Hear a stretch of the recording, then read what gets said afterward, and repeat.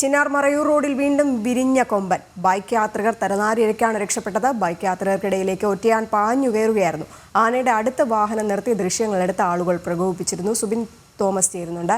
സുബിൻ, എപ്പോഴാണ് ഈ സംഭവം ഉണ്ടായത്? ഈ ആളുകൾ ദൃശ്യങ്ങളെടുത്ത് പ്രചരിപ്പിച്ചതാണോ ഈ കൊമ്പൻ പ്രകോപനാവാനായിട്ടുള്ള കാരണം?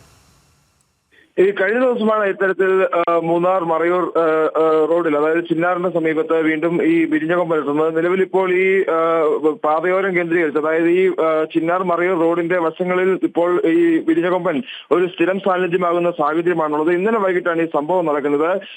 ഇന്നലെ വൈകിട്ട് റോഡിലേക്ക് എത്തിയ കൊമ്പൻ മണിക്കൂറുകളോളം ഈ പാതയിൽ നിലയുറപ്പിക്കുന്ന സാഹചര്യം ഉണ്ടായിരുന്നു. വാഹനങ്ങൾ എത്തുമ്പോൾ എതിരെ നടന്നു വരുന്ന സാഹചര്യം, വലിയ ഭീതിതമായ അന്തരീക്ഷം ഉണ്ടായിരുന്നു എന്നുള്ളതാണ് മനസ്സിലാക്കാൻ സാധിക്കുന്നത്. ഈ സമയത്ത് വാഹനങ്ങൾ നിർത്തി ആളുകൾ പുറത്തിറങ്ങി ആനയെ പ്രകോപിപ്പിച്ചു എന്ന തരത്തിൽ വനംവകുപ്പ് ഉദ്യോഗസ്ഥർ പറയുന്നുണ്ട്. ഇത്തരത്തിൽ ഫോട്ടോ എടുക്കുന്നതിന് മറ്റുമായി വാഹനങ്ങൾ ആനയുടെ മുമ്പിൽ നിർത്തുന്നു, അല്ലെങ്കിൽ ആനയോട് ചേർന്ന് ഈ വാഹനങ്ങൾ നിർത്തിയ ശേഷം ദൃശ്യങ്ങൾ എടുക്കുന്നു. അത്രത്തോളം ആനയെ പ്രകോപിപ്പിക്കുന്ന തരത്തിലും അവിടെ ഇടപെടലുകൾ നടന്നിട്ടുണ്ട് എന്നുള്ളതാണ് വനംവകുപ്പ് ഉദ്യോഗസ്ഥർ നൽകുന്നത്. ഇതുമായി ബന്ധപ്പെട്ടുള്ള പരിശോധനകൾ വനംവകുപ്പ് ഉദ്യോഗസ്ഥർ നടത്തി വരികയാണ്.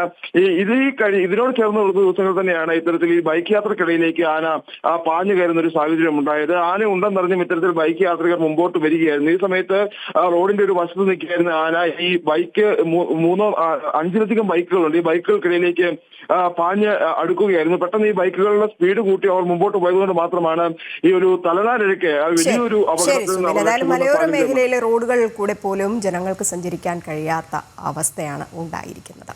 സുബിൻ തോമസ് ആണ് വിവരങ്ങൾ പങ്കുവച്ചത്.